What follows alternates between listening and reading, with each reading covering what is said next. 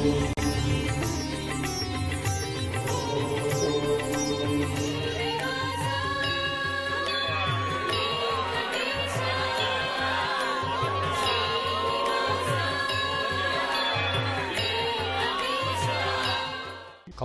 యొక్క సత్సంతానమైన ఓ శ్రీరామ, సూర్యోదయం అవుతోంది కాబట్టి సంధ్యావందనాది నిత్యకర్మలను కర్తవ్యతా దృష్టితో చేయవలసిన అవసరం ఉన్నది. కాబట్టి నరులయందు శ్రేష్ఠుడైనటువంటి వాడా రామచంద్ర ప్రభో, నీవు నిద్రలేచి కర్తవ్యమును నిర్వర్తించవలసినది అని విశ్వామిత్ర మహర్షి రామచంద్ర ప్రభువుని నిద్రలేపినటువంటి మొట్టమొదటి శ్లోకం సుప్రభాత శ్లోకంగా మారింది.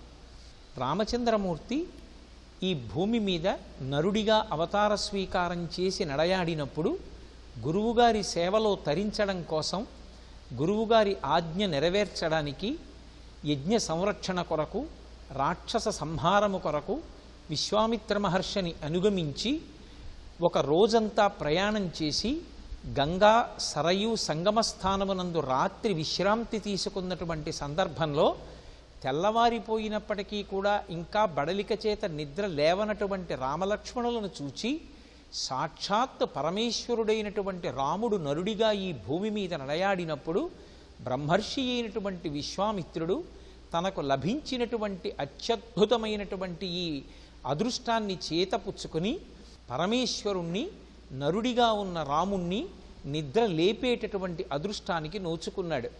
ఆ నోచుకున్నప్పుడు కౌసల్య సుప్రజా రామ, కౌసల్య యొక్క సత్సంతానమైనటువంటి ఓ రామచంద్ర ప్రభో, నీవు నిద్ర లేవవలసినది. నిద్ర సమాధి స్థితితో సమానం కనుక ఎవరినైనా నిద్ర లేపేటప్పుడు దానికి తగిన కారణం చెప్పకుండా నిద్ర లేపకూడదు. కనుక పూర్వసంధ్య ప్రవర్తిస్తోంది, సూర్యోదయం అవుతోంది. కర్తవ్యం ఎవరైనా సరే ఇప్పుడు నిత్యకర్మని నెరవేర్చి సంధ్యావందనాది కార్యక్రమములను నెరవేర్చవలసి ఉంటుంది. కనుక ఓ రామ, నీవు నిద్ర లేవవలసింది అని విశ్వామిత్ర మహర్షి రామచంద్రమూర్తిని నిద్ర లేపినటువంటి ఈ శ్లోకం ప్రత్యక్షంగా బ్రహ్మర్షి అయినటువంటి విశ్వామిత్రుడు భగవంతునికి సుప్రభాతం పలికినటువంటి శ్లోకం. శ్రీరామాయణ మహాకావ్యంలో విశ్వామిత్ర మహర్షి రామచంద్రమూర్తికి సుప్రభాతం పాడగలిగినటువంటి అదృష్టానికి నోచుకున్నాడు. అందుకే ఏ దేవాలయంలో ఏ ధ్రువమూర్తి దగ్గర సుప్రభాతాన్ని పాడినా ఆ సుప్రభాతాన్ని స్వయంగా పరమేశ్వరుడి దగ్గరే పాడినటువంటి విశ్వామిత్ర మహర్షి యొక్క అదృష్టాన్ని జ్ఞాపకం చేసుకుంటూ కౌసల్యా సుప్రజా రామ పూర్వాసంధ్యా ప్రవర్తతే ఉత్తిష్ఠ నరశార్దూల కర్తవ్యం దైవమాహ్నికం. నిత్యకర్మని నెరవేర్చడం నీ కర్తవ్యవు సుమా అంటూ కర్తవ్యతానిష్టని ప్రబోధం చేస్తూ ప్రారంభమైన సుప్రభాతంలోని మొట్టమొదటి శ్లోకం ఈ శ్లోకం. ఉత్తిష్టోత్తిష్ట గోవింద ఉత్తిష్ట గరుడధ్వజ అంటారు. ఈ శ్లోకంలో స్వామిని 3 పేర్లు పెట్టి పిలుస్తున్నారు. స్వామి నిద్రలే, స్వామి నిద్రలే, స్వామి నిద్రలే అని 3 నామములతో పిలిచి విజ్ఞాపన చేస్తున్నారు. మొట్టమొదట గోవిందా అని పిలిచారు. ఓ గోవిందా, నీకు శుభోదయమగుగాక. గరుడధ్వజ, నీకు శుభోదయమగుగాక. కమలాకాంత, నీకు శుభోదయమగుగాక. అటువంటి పేర్లు కలిగినటువంటి ఓ స్వామి, నీవు నిద్రలేచి 3 లోకములకు మంగళమును చేయవలసినది అని ప్రార్థన చేస్తున్నారు. ఉత్తిష్టోత్తిష్ట గోవింద ఉత్తిష్ట గరుడధ్వజ ఉత్తిష్ట కమలాకాంత త్రైలోక్యం మంగళం కురు. భాగవతం దశమస్కంధంలో శ్రీకృష్ణ పరమాత్మ చాలా చిన్న పిల్లవాడిగా ఉన్నప్పుడే 7 రాత్రులు 7 పగళ్ళు గోవర్ధనోద్ధరణం చేసి తన చిటికిన వేలు మీద ఆ కొండని ఎత్తి పట్టి ఆ కొండ కింద చేరిన వారిని రక్షించడమే కాకుండా ఆయన ఎక్కడ కొండ విడిచిపెట్టేస్తాడో, కొండ కిందకి వెడితే ప్రమాదం సంభవిస్తుందని కృష్ణుణ్ణి నమ్మి కొండ కిందకి వెళ్ళనిటువంటి వాళ్ళని కూడా బాలుండీతడు కొండదొడ్డది మహాభారంబు సైరింపగా జాలండోయని దీని కింద నిలువం చింతింపగా బోలదు అంటూ, ఓ బంధువులారా నన్ను నమ్మండి, నేను కొండ వదలను, వచ్చి కొండ కింద చేరండి అని పిలిచి రక్షించినటువంటి ఆ లీల గోవింద లీల. అందుకే కృష్ణావతారంలో గోవిందుడిగా పట్టాభిషేకం, గోవింద పట్టాభిషేకం. కాబట్టి ఆ గోవిందనామంతో పిలుస్తున్నారు, రక్షకత్వానికి మారుపేరు కనుక. గరుడధ్వజ మహాభారతంలో వర్ణిస్తారు. గరుత్మంతుని యొక్క రెక్కలు అల్లార్చినప్పుడు వేదనాదాలు వినపడతాయి. ఆయన ఎప్పుడు గరుత్మంతుణ్ణి అధిరోహించి వచ్చినా రాక్షస సంహారం చేసి శిష్టులను పరిపాలించి ధర్మ సంస్థాపన చేస్తాడు. కాబట్టి అటువంటి స్వామి కమలాకాంత సాక్షాత్ శ్రీ మహాలక్ష్మి యొక్క భర్త అయినటువంటి వాడా, అందరూ ఏ తల్లి యొక్క కడగంటి చూపుని కోరుకుంటారో అటువంటి లక్ష్మీదేవి యొక్క అనుగ్రహాన్ని అందరూ కోరుకుంటే ఆ లక్ష్మీదేవి నీ యొక్క క్రీగంటి చూపుని కోరుకుంటుంది. అటువంటి లక్ష్మికి భర్త అయినటువంటి వాడా, 3 లోకములకు మంగళము చేయుట కొరకు నిద్రలేవవలసినది అని స్వామికి శుభోదయం కావాలని భక్తులు ఆర్తితో చేసినటువంటి ప్రార్థన ఈ శ్లోకం. మధుకైటభులనేటటువంటి రాక్షసుల్ని సంహరించినటువంటి ఓ శ్రీ మహావిష్ణువు యొక్క ఇల్లాలైనటువంటి తల్లి, మాతస్సమస్త జగతాం మధుకైటభారే వక్షో విహారిణి మనోహర దివ్యమూర్తే, అటువంటి స్వామి యొక్క వక్షస్థలమునందు నివసిస్తూ ఆశ్రయించినటువంటి సమస్తమైనటువంటి భక్తజనుల యొక్క కోర్కెలను ఈడేర్చగలిగినటువంటి ఓ జగన్మాత, నీవు సాక్షాత్తుగా శ్రీవేంకటేశ్వరుని యొక్క దయాస్వరూపమైన దానవు.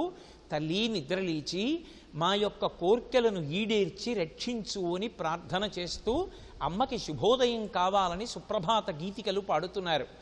ఈ శ్లోకంలో అమ్మవారిని శ్రీవేంకటేశ్వర స్వామి వారి యొక్క వక్షస్థలమునందు నివసించేటటువంటి తల్లి అని, స్వామి యొక్క దయాస్వరూపిణి అని సంబోధన చేస్తున్నారు. ఇందులో విశేషమేమంటే ఆ తల్లి ఎప్పుడూ వెంకటేశ్వరుని యొక్క వక్షస్థలమునందు నివసించి ఉంటుంది. ఆమె వక్షస్థలమునందు ప్రవేశించలేదు. ఆ తల్లి మహాపతివ్రతయ్యి ఎప్పుడూ స్వామి యొక్క పాదములను సేవిస్తూ ఉంటుంది. భర్తని విడిచిపెట్టకుండా నిత్యానపాయని అయి సేవించేటటువంటి లక్షణమున్న మహాపతివ్రత కనుక స్వామియే ఆమెని తన వక్షస్థలమునందు పెట్టుకున్నాడు. అంటే ఏ భార్య భర్తని అనుగమిస్తుందో ఆ భార్య భర్త యొక్క గుండెల్లోకి చేరుతుంది అనడానికి లక్ష్మీనారాయణుల యొక్క దాంపత్యం లోకానికి ఒక ఉదాహరణ. వెంకటేశ్వర స్వామి వారి యొక్క దయ ఎక్కడ వ్యక్తమవుతుంది అంటే గుండెల్లోంచి వ్యక్తమవుతుంది. లోకంలో ఎవరికి దయ ఉంది అని చెప్పినా ఎంతటి దయ కలిగిన వాడండి అని గుండెలు చూపిస్తారు. అంతటి కారుణ్యమూర్తి కనుక స్వామివారి యొక్క దయాస్వరూపమే అమ్మవారి యొక్క రూపంగా రాశీభూతమైందని మనకి చెప్పడం కోసం శ్రీవేంకటేశ్వరుని యొక్క దయాస్వరూపిణి అయిన తల్లి నీకు శుభోదయమగుగాక, లేచి మా యొక్క కోర్కెలను తీర్చి కాపాడదవుగాక అని జగన్మాతకు ఈ శ్లోకంలో సుప్రభాత పఠనం చేస్తున్నారు. అమ్మవారిని వృషశైలనాథుని యొక్క వక్షస్థలమునందు నివసించేటటువంటి దయాస్వరూపిణి అయిన తల్లిగా ఆమెని సంబోధన చేస్తూ ఆమె యొక్క ముఖమండలాన్ని వర్ణన చేస్తూ ఆమె కన్నులను ఉపమానంతో పోలుస్తూ ఒక మాట అంటున్నారు. అమ్మా, నీ కన్నులు పద్మములు ఎలా ఉంటాయో అలా ఉంటాయి. అరవిరిసిన పద్మముల వంటి కన్నులున్నదానా, చంద్రమండలము ఎంత చల్లగా ఆహ్లాదకరంగా ఆకర్షణీయంగా తాపోపశాంతిని కల్పిస్తూ ఉంటుందో అటువంటి చంద్రమండలం వంటి ముఖమండలం ఉన్నదానా, ఓ తల్లి, నీ యొక్క పాదములను నిరంతరము బ్రహ్మశక్తి అయిన సరస్వతి, రుద్రశక్తి అయినటువంటి పార్వతి, ఇంద్రుని యొక్క ఇల్లాలైనటువంటి శచీదేవి కొలుస్తూ ఉంటారు. అటువంటి 3 అమ్మల చేత పూజింపబడేటటువంటి పాద పద్మములు కలిగినటువంటి దానా, ఓ తల్లి, మా యొక్క కోర్కెలను ఈడేర్చడం కోసం నిద్రలేచెదవుగాక, నీకు శుభోదయమగుగాక అని ఈ శ్లోకంలో అమ్మవారికి సుప్రభాతం పలుకుతున్నారు. అమ్మవారి కన్నులు అరవిరిసినటువంటి పద్మములు ఎలా ఉంటాయో అలా ఉంటాయి. నవరసములను ఆవిష్కరించగలిగినటువంటిది శరీరం మొత్తం మీద కన్నులొక్కటే. ఆ కన్నులు అమ్మవారి యొక్క దయని ఆవిష్కరిస్తూ ఉంటాయి. అమ్మవారికి ముందుకు వెళ్ళి నిలబడగానే ఆమె కన్నులలోంచి అభివ్యక్తమయ్యేటటువంటి ఆ కారుణ్యం, ఆ ప్రేమ చూసినప్పుడు భక్తుడు అమ్మ ప్రేమని మనసారా చూరగొని నేను ఆ తల్లి యొక్క బిడ్డణ్ణి అనేటటువంటి అవ్యాజమైన ఆనందంతో నిలబడగలుగుతాడు. ఆ అమ్మ ముఖమండలం చంద్రబింబం ఎలా ఉంటుందో అలా ఉంటుంది కనుక ఎంతసేపు చూసినా తనివి తీరని రీతిలో ఉంటుంది, అమృతాన్ని వర్షిస్తూ ఉంటుంది. అటువంటి ముఖమండలమున్నదానా, మన ప్రయత్నం లేకుండా మన మనసు ఆమె యొక్క దర్శనమునందు లీనమయ్యేటట్టుగా చేయగలిగినటువంటి అద్భుతమైన శరీరమును దాల్చినదానా, ఓ తల్లి, సాక్షాత్ సరస్వతీదేవి, రుద్రాణి, ఇంద్రుని యొక్క శక్తి అయినటువంటి శచీదేవుల చేత ఆరాధింపబడేటటువంటి పాదపద్మములు కలిగినటువంటి దానా, నీ పాదపద్మములకు నమస్కరించినటువంటి భక్తుల యొక్క సమస్తమైన కోర్కెలు ఈడేరతాయనడానికి వేరొక ఉదాహరణ ఏముంటుందమ్మా, మమ్మల్ని అనుగ్రహించవలసింది అని ఎలుగెత్తి తల్లిని ప్రార్థన చేసి శుభోదయం పలుకుతున్నటువంటి శ్లోకం ఈ శ్లోకం. శేషాచలాధిపతి అయినటువంటి ఓ శ్రీవేంకటేశ్వర, నీకు శుభోదయమగుగాక. తండ్రి, నీవు కనురెప్పలు ఎత్తి మేల్కొని బయటికి వచ్చి పూజ స్వీకరించాలి. ఎవరి పూజ స్వీకరించాలి? అత్రి మొదలైనటువంటి సప్తర్షులు నిన్ను సేవించాలనేటటువంటి ఉద్దేశ్యంతో స్నానాదులు పూర్తి చేసుకుని నిత్యకర్మ అయినటువంటి సంధ్యావందనాది కార్యక్రమాల్ని పూర్తి చేసుకుని ఆకాశగంగలో అరవిరిసినటువంటి పద్మములను చేతపట్టుకొని ఒక దేవాలయంలోకి ప్రవేశించేటప్పుడు పళ్ళు కానీ పువ్వులు కానీ పట్టుకుని వెళ్ళాలన్న నిబంధనని సప్తర్షులు కూడా పాటిస్తూ, ఓ శ్రీవేంకటేశ్వర, నీ పాదములను అర్చించాలనేటటువంటి ఆర్తితో వచ్చి నిలబడి ఉన్నారు. నీకు పరమభక్తులైనటువంటి అత్రి మొదలైన సప్తర్షులు వచ్చి నిలబడి ఉన్నారే, తండ్రి మేల్కొని బయటికి వచ్చి వారి పూజ స్వీకరించవా అని అడుగుతున్నటువంటి శ్లోకం సుప్రభాతంలో ఉన్నటువంటి ఈ అద్భుతమైన శ్లోకం. అంటే స్వామికి సుప్రభాత పఠనం జరిగే సమయానికే సప్తర్షులు కూడా వచ్చి దేవాలయ ప్రాంగణంలో నిలబడి ఉంటారు. ఎలా నిలబడి ఉంటారు అంటే నిత్యకర్మ అయినటువంటి సంధ్యావందనాదులను పూర్తి చేసుకుని ఆకాశగంగలో అరవిరిసినటువంటి పువ్వులు పట్టుకొని వచ్చి నిలబడి ఉన్నారు. అంటే అంతర్లీనంగా భక్తులకు చేయబడేటటువంటి ప్రబోధం ఏది అంటే, సుప్రభాత పఠనము జరుగుతున్న వేళకి దేవాలయంలోకి ప్రవేశించేటటువంటి వేళకే నిత్యకర్మను ఈడేర్చి తమ తమ కర్తవ్యములను పూర్తి చేసుకొని ఒక దేవాలయంలోకి ప్రవేశించేటప్పుడు ఎటువంటి భక్తితో ఏ నిబంధనలను పాటించి వెళ్ళవలసి ఉంటుందో అటువంటి రీతిలో భక్తులు ప్రవేశించవలసి ఉంటుందని అంతర్లీనంగా ప్రబోధం చేస్తూ, స్వామివారికి సప్తర్షులు కూడా సేవించి తరించాలన్న ఆర్తితో వచ్చి నిలబడిన సన్నివేశాన్ని ఆవిష్కరిస్తూ మన కన్నుల ముందు ఆ సుప్రభాత వేళని ఆవిష్కరించిన అద్భుతమైన శ్లోకం ఈ శ్లోకం. స్వామి శేషశైలాధిపతి, నీ దర్శనం కోసం వచ్చి ఆర్తితో నిలబడిన వారు ఎంతమంది ఉన్నారో తెలుసా? పంచాననాబ్జ భవషణ్ముఖ వాసవాద్యాహ. 5 ముఖములు కలిగినటువంటి పరమశివుడు, 4 ముఖములు కలిగినటువంటి చతుర్ముఖ బ్రహ్మగారు, 6 ముఖములు కలిగినటువంటి సుబ్రహ్మణ్యేశ్వరుడు, అలాగే దేవేంద్రుడు, వీళ్ళందరూ కూడా నీవు స్వీకరించినటువంటి ఆ అవతారాలు, ఆ అవతారాలలో నువ్వు భక్తుల పట్ల చూపించినటువంటి ఎనలేని ప్రేమ, ధర్మ సంస్థాపన కొరకు నువ్వు చూపించినటువంటి ఆర్తి, ధర్మాన్ని పోషించిన వాళ్ళు, ధర్మాన్ని అనుష్ఠించిన వారి యందు నువ్వు చూపించినటువంటి కారుణ్యము మనసులో స్మరిస్తూ వచ్చి నిలబడి ఉన్నారు. అలాగే తండ్రి, దేవతలకు గురువైనటువంటి బృహస్పతి పంచాంగ పఠనం చెయ్యడం కోసం వచ్చి నీ మ్రోల నిలబడి ఉన్నాడు. వారిని అనుగ్రహించడానికి ఓ వెంకటేశ్వర, కనురెప్పలెత్తి లేచి బయటికొచ్చి వారిని అనుగ్రహించవా, నీకు శుభోదయమగుగాక అని సుప్రభాతాన్ని పఠనం చేస్తున్నారు. ఈ శ్లోకాన్ని బట్టి మనకేమర్థమవుతుందంటే, సుప్రభాత వేళలో శ్రీవేంకటేశ్వర దర్శనాన్ని పొందాలనేటటువంటి ఆర్తి సామాన్యమైనటువంటి భక్తులే కాదు. 3 మూర్తులలో 2 చతుర్ముఖ బ్రహ్మగారు పరమశివుడితో కలిపి షణ్ముఖుడైనటువంటి సుబ్రహ్మణ్యేశ్వరుడు, దేవతాధీశుడైనటువంటి దేవేంద్రుడు, దేవతలకి గురువైనటువంటి బృహస్పతి ఆ వెంకటేశ్వరుని యొక్క దేవాలయ ప్రాంగణంలో స్వామివారి యొక్క సమక్షంలో పంచాంగ పఠనం చెయ్యాలని ఆర్తితో బయలుదేరి వీరందరూ వచ్చి నిలబడి ఉన్నారు. సుప్రభాత వేళలో ఆనందనిలయ విమానం దగ్గరికి వెళ్ళి ఎవరు నిలబడతారో వారు ఎంతమంది దేవతలు అదృశ్య రూపంలో అక్కడ ఉండగా సేవించగలిగినటువంటి అదృష్టాన్ని పొందగలిగి ఉంటారు అన్న విషయాన్ని ఈ శ్లోకంలో అంతర్లీనంగా ఆవిష్కరించారు. ఆయన యొక్క దివ్యమంగళమైనటువంటి మూర్తిని దర్శించడానికి, ఆయన గాథలను మనసులో స్మరించడానికి దేవతలు కూడా, త్రిమూర్తులలో బ్రహ్మ రుద్రులు కూడా ఎంత ఆతృత ప్రదర్శిస్తారో ఈ శ్లోకం ఆవిష్కరిస్తుంది. అందుకే మనం కూడా సుప్రభాత పఠన సమయమునందు దేవాలయాల్లోకి ప్రవేశించేటప్పుడు స్వామి యొక్క అవతార వైభవాల్ని, ఆయన యొక్క చరిత్ర, ఆయన భక్తుల్ని ఆదుకున్నటువంటి గాథలను మనసులో స్మరణ చేస్తూ పరమభక్తితో వెళ్ళి నిలబడవలసి ఉంటుంది అని అంతర్లీనంగా ఈ శ్లోకం మనకి ప్రబోధం చేస్తూ ఉంది.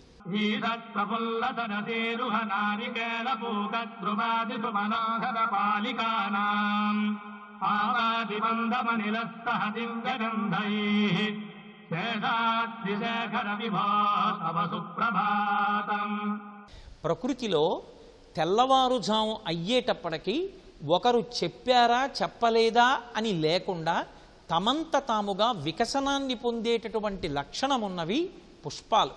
అందున ఆ మలయమారుతం ప్రభాత వేళలో వీస్తూ ఉండగా కొబ్బరి, పోక మొదలైనటువంటి వృక్షములకు సంబంధించినటువంటి పుష్పములు అరవిరిసి ఉన్నాయి. ఈషత్ప్రపుల్ల సరసీరుహనారికేళ పూగద్రుమాది సుమనోహర పాలికానాం. ఆ మలయమారుతం వీస్తూ వస్తున్నప్పుడు ఈ వికసించినటువంటి పుష్పముల మీదుగా ఆ గాలి వస్తుంటే ఆ పుష్ప సౌరభాన్ని మోసుకొని వస్తోంది. ఈ ప్రభాత వేళలో ఆ విచ్చుకుంటున్నటువంటి పువ్వుల మించి వస్తున్నటువంటి గాలి తీయని వాసనతో, సౌరభంతో ఎంత ఆహ్లాదకరంగా ఉందో తెల్లవారుతోందనడానికి ఇది ఒక గొప్ప సూచన కదా. స్వామి నీకు శుభోదయమగుగాక, నిద్ర లేచి భక్తులను అనుగ్రహించదముగాక అని స్వామిని ప్రార్థన చేసినటువంటి శ్లోకం ఈ శ్లోకం. సుప్రభాత పఠనం జరిగేటప్పుడు ప్రకృతిలో తెల్లవారుతోంది అనడానికి ఒకరు చెప్పవలసిన అవసరం లేకుండా తమంత తాము వికసించి భగవంతుని యొక్క పాదములను చేరాలనేటటువంటి ఆర్తి పొందేటటువంటి మొట్టమొదటి వస్తువు పుష్పం. ఆ పుష్పం ఆ బ్రహ్మముహూర్తంలో ఆ అరవిరిసి అది మెల్లిగా విచ్చుకుంటూ బాగా విచ్చుకుంటున్నప్పుడు ఆ అందులో ఉండేటటువంటి సౌరభాన్ని ఆ మలయమారుతం మోసుకొస్తుంటే అటువంటి సమయంలో ఆ 7 కొండల మీద నిలబడితే చుట్టూ ఉన్నటువంటి పవిత్రమైన వృక్షముల యొక్క పుష్పముల మించి వస్తున్నటువంటి గాలి ఎంత గొప్ప అనుభూతిని ఇస్తుందో అదిగో తెల్లవారుతోందనడానికి సంకేతం. పుష్పములు ఆయన పాదముల మీద చేరాలని కోరుకుంటున్నాయంటే భక్తులు ఆ పుష్పములను పట్టుకుని ఆయన పాదములను సేవించాలని నిలబడి ఉన్నారని గుర్తు. కాబట్టి భక్తులను అనుగ్రహించుట కొరకు స్వామి నీవు నిద్ర లేచి అనుగ్రహించవద్దా అని పరమభక్తితో ప్రేమతో పరమేశ్వరుణ్ణి ఉద్దేశించి పాడినటువంటి సుప్రభాత గీతిక. అందులో ఉండేటటువంటి ఆర్ద్రతని అర్థం చేసుకున్ననాడు ప్రకృతి పురుషుడు ఎంత మమేకమవుతాయో దాన్ని అనుభవించగలిగినటువంటి హృదయం, నిజమైనటువంటి సుప్రభాతాన్ని అనుభవించగలిగినటువంటి హృదయం అని మనకి అర్థమవుతుంది. శ్రీవేంకటేశ్వర నీకు శుభోదయమగుగాక. స్వామి సుప్రభాత వేళవుతోంది, నీవు నిద్ర లేవవలసింది అని స్వామికి విజ్ఞాపన చేస్తూ తెల్లవారుతోందనడానికి ప్రకృతి సంబంధమైనటువంటి కొన్ని సంకేతములను చూపిస్తున్నారు. ఏ విధంగా పుష్పములు తమంత తాము బ్రహ్మముహూర్తమునందు అరవిరిసి తమ సౌరభాన్ని మలయమారుతంలోకి నింపుతాయో అలాగే ఒకరు లేపవలసిన అవసరం లేకుండా తమంత తాము లేచి తమ యొక్క కలకూజితములతో నింపేటటువంటి లక్షణమున్నవి పక్షులు. ముందు రోజు పంజరాలలో బంధింపబడి ఉన్నటువంటి చిలుకలు ఆ పంజరంలో ఉంచబడినటువంటి పాయస పాత్రలోని కొంత పాయసాన్ని తాగి అక్కడ ఉంచబడిన అరటిపళ్లలో కొంత అరటిపండు తిని నిద్రపోయాయి. సర్వం శ్రీ ఉమామహేశ్వర పరబ్రహ్మార్పణమస్తు. స్వస్తి.